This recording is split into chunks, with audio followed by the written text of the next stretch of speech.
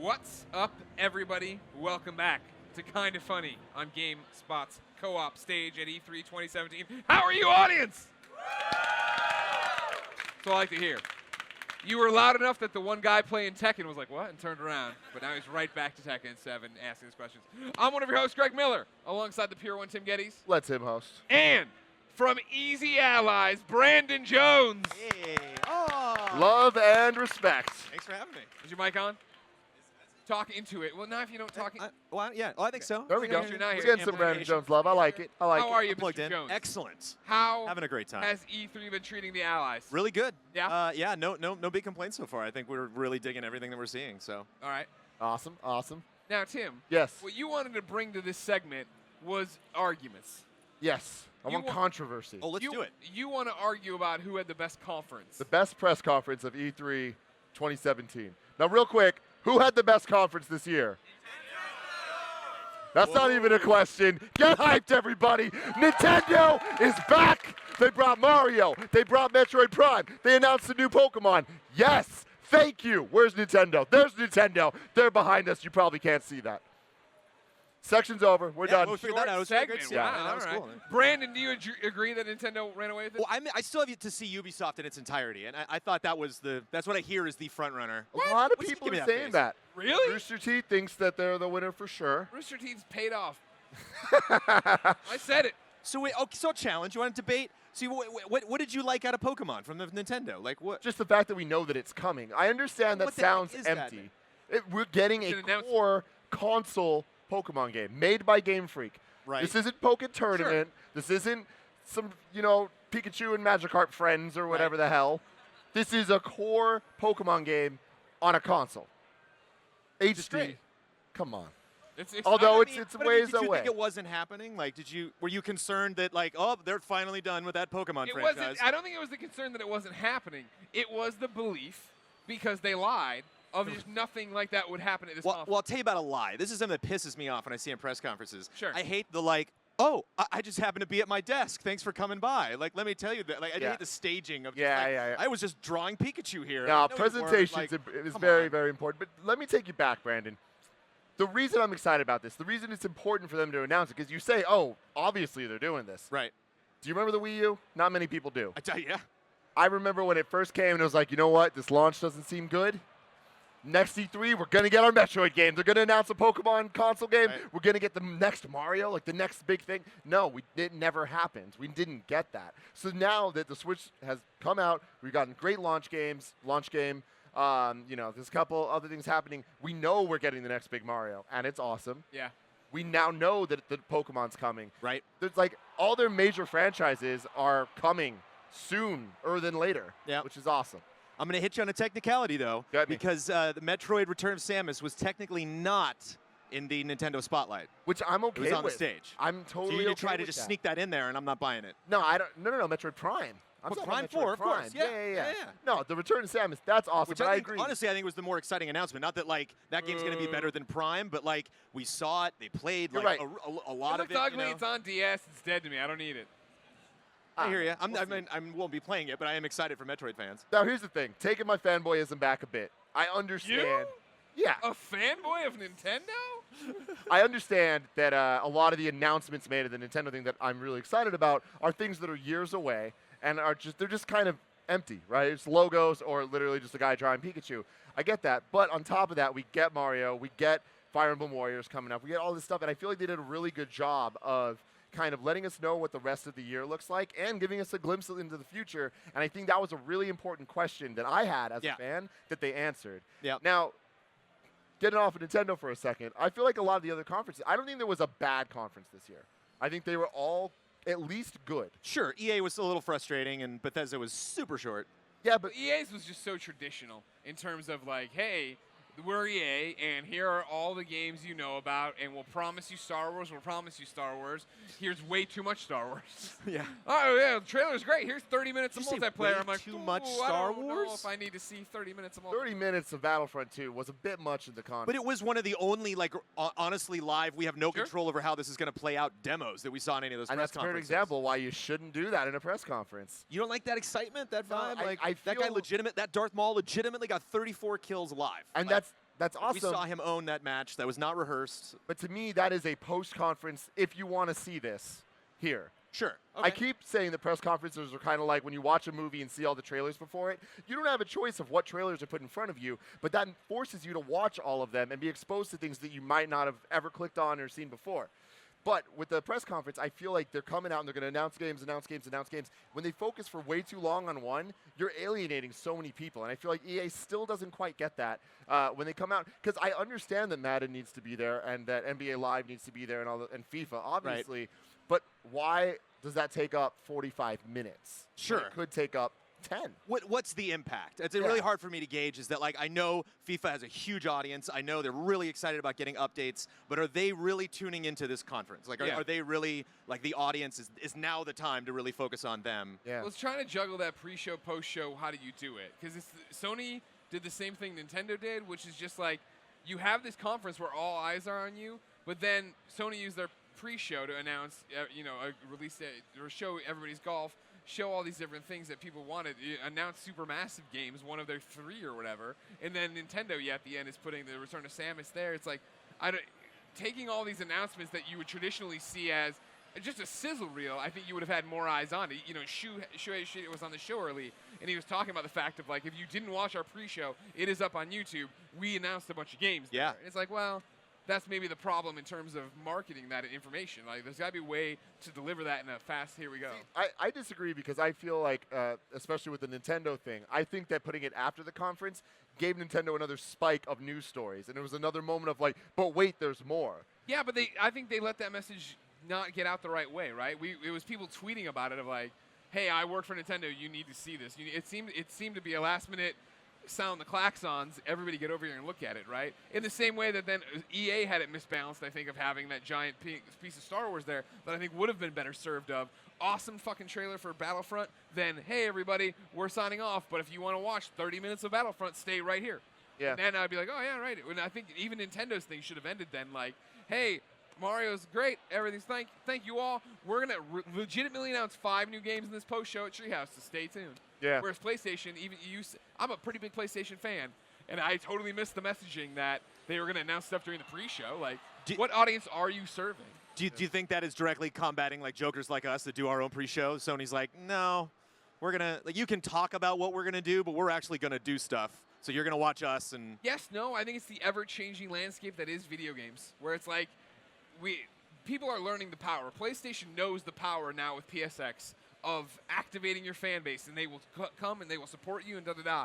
How do you do that at E3? I think next year they're going to have hey, there's the press conference, but in the parking lot there is an open to the public thing where we will announce stuff and you can watch along live with us, because they need to manage this, where now we have 15,000 fans here who are treating it like a PAX or like a PSX. You can double down on that and use that in a really interesting way. And I think it's interesting to see people struggle with that. What do you think about, like, comparing something, like Aonuma being like, oh, I have the Master Sword in my hand. How did that happen? Versus like Ubisoft, like Miyamoto running on stage with the cannons and just that. Like, that was, I think, what I liked about Ubisoft is it had heart, it had character, it had passion. Like, they weren't just like a couple of like legitimate emotional highlights. Like, it just kind of felt the commitment. I really felt it the whole way through. My thing is, I feel like presentation for a press conference is one of the pillars, one of the most important things. Obviously, the games is are presentation up there. important to you, Tim? Is that something that you focus on? Absolutely. I think when it comes down to it, that the Bethesda conference did such a good job of getting in and out and making things fun and to just segue to things, and we might have known everything from it, but it was presented in a way that I feel respected our time. And there wasn't stupid gimmicky stuff. And, like, the Bethesda Land stuff was the glue that held it all together. Whereas I feel like Nintendo Directs, they still kind of have those awkward moments that But isn't that what we love about Nintendo? No, I feel like that's that's part of not the what charm. we like. Reggie coming out and being like, look. On the beach and like in Venice, everything's falling down around him in this weird computerized world, and he's got a Switch. You're just like, all right, you're Nintendo still. Yeah. Oh, I have a messaging, sword. like, Interesting. Him being like, here's when the Splatoon tournament's going to happen. It's like, maybe not in your only 25 See, minutes. why doesn't that double back, I would think, to, hey, that's part of a Treehouse announcement. We're going to really talk about what that is. Or a pre-show thing of, like, a sizzle reel telling you over and over and over again, of, like, this is this tournament. Yeah, I don't know. I feel like in terms of content, Nintendo's the clear winner. I think in terms of presentation, they're not. I think that it's a toss-up between Bethesda and Sony. I thought Sony really stepped up their game this year in terms of making it entertaining to watch. And yeah, they lacked a lot of the gut punches that we're used to the last couple of years for them. We're spoiled. But, I mean, Shadow of the Colossus remake, like that was a genuine surprise for me, where I would have never thought that was going to happen. And that's awesome. That was I was talking to somebody about it today, right? Of like, oh man, you didn't like the PlayStation press conference. Like, no, it's not that I didn't like it. It's just after Grand Slam after Grand Slam after Grand Slam to hit a home run, you're like, all right. Yeah. Good job hitting one. You know what I mean? Like, it's like, yeah, it was a solid conference. I liked all those games. And especially being here now and seeing those games and like being able to look at them and like see behind closed doors, it's like these games are gonna be amazing. In terms of conferences, like personally, it's the library I'm most excited about. It's the one that where the majority of games spoke to me, but I can't, when I'm watching the Nintendo one, be taken aback by that. Well, when they surprised us, when it was that first game that was 2018. They were like, whoa, you said you weren't going to do that. And then like, no, here it goes. Yeah. That was awesome. That was a cool moment. What was your read on Microsoft? I thought it was fine. I think we were talking about flow. Like, I think they actually do a good job of. I love the theater. I love the shrine when Sony had it there, because it really gets a sense like we're at the opera of video games now. But it does get a little relentless and kind of tiring when it's just like another trailer, another trailer, another trailer. And I do love that because it gets right to the point. But like, I know some people that hated the Bethesda Land, motif, but I liked it because it does kind of guide things. There is like, you can see the transition moving from one thing to another. And I think just presentation-wise, Xbox does a good job of that. Like, now we're up in the corner over there, and now we're over here, and now we're going to bring player, unknown over on this side. Yeah. So I thought it just had a nice flow that way. And I thought they did a great job of having quantity of games. Like, there was like, when they came out and they're like, we're going to have 42. It's like, oh. Yeah. Man, like this is getting real. They mean business with this. I feel like they did a pretty good job of getting out of the X conversation pretty quickly, where it's like, here's what it is. You either want it or you don't. Let's get to the games. Who's going to buy an Xbox One X? Well, there it is. Of applause for the viewers. 1, 2, 3, 4. No one. No one. Let me try it again. Clap. Don't raise your hand. Don't do this shrug thing. Who's going to buy an Xbox One X? Golf clap. But what do you think about saying 42 games ahead of time, though? Because like that is one thing that irks me a little bit, is like the cockiness. Like, that's why I didn't like Battlefront, because they're like, we got the campaign now. It's like, well, you should have done that before, so don't get too excited. Like, it just doesn't sit well with me when people are like, this press conference you're about to watch is going to be great. It's like, just do it, and we'll figure it out afterwards. Show, don't tell. Yeah. And I feel like Bethesda did that in a lot of ways, where it was the show, don't tell. And again, they didn't show anything that made people go, what? But I liked that they kind of gave us the forewarning of that image of there's 2 work in progress things, and they got people, predicting and talking about it, and then everyone guessed what it was. So that's why people are disappointed by it. But then when we got it, I was like, all right, cool. They gave us what they said they were going to give us. And I feel like when it comes to Microsoft, I enjoyed them saying that, because it was a message that they are cocky about this. And I feel like they're in a position where they need to believe in what they're doing, because other people, as judged by the claps here, they're not buying it. And I guess that's maybe what's it, is like, if you announce it beforehand, I get the sense of maybe you don't believe, that you're kind of like saying it before, that just like, in case you don't believe it, we're saying it's a fact right now. So you can't dispute it because I just told you. Yeah. But I was proud of Xbox for not like going on and on and on about X specs. Like, I was concerned. I'm like, they're probably going to get into that right off the bat. And like, man, I don't want to spend 20 minutes just going over all of the nuts and bolts. Yeah. But then it was the thing, too, of like, we're talking about 42 games. That was awesome. But then it was like, to finish the conference, be like, well, of the 42, what ones do I want to talk about right now, right? Yeah. State of Decay, obviously, move on from there. Like, but it's personal preference. Yeah. But it's like, I said it on the live show, right? It was like Adam Boyes years ago described building a PSX conference, that they wanted everyone to walk away from their 10 announcements with like 3 things they were excited about, right? And I felt like Xbox was the one where it was like a little harder for me to come down with even that out of 42, right? Yeah, no, that's true. I mean, I don't know. Is that true? Like, for me, some of my games of the show in terms of like wow factor, Anthem and The Last Night, and both those were in the Xbox thing, and those are 2 games. Well, Last Night hadn't heard of before. Yeah. And Anthem, I was totally not interested in. I'm not a BioWare guy, but seeing that, I was like, oh, I'm now interested. Like, they sold me, and I think that the presentation they did at Xbox was awesome. True. Yeah. True. That's a good point. So can there be a case? Ubisoft, really? People are saying they won? Yeah. Just because of Beyond Good and Evil?